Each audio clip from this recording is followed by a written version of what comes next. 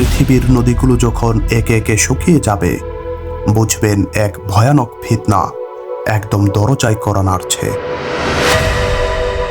আপনি কি প্রস্তুত শেষ জমানার সেই ভয়াবহ সংকেতের জন্য?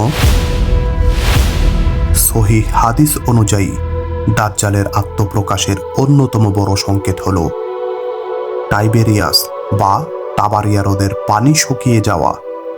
আজ সেই হ্রদের পানির স্তর আশঙ্কাজনকভাবে নিচে নেমে যাচ্ছে।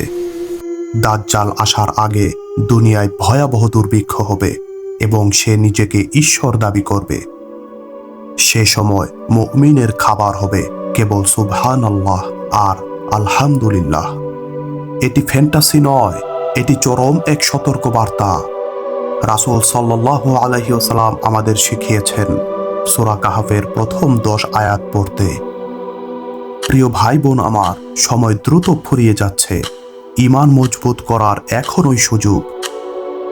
ভিডিওটি ভালো লাগলে লাইক, কমেন্ট ও শেয়ার করে ভিডিওটি ছড়িয়ে দিতে সাহায্য করুন এবং প্রতিনিয়ত এই ধরনের ইসলামিক শিক্ষামূলক ভিডিও পেতে আমাদের চ্যানেলটি সাবস্ক্রাইব করে আমাদের পাশেই থাকুন।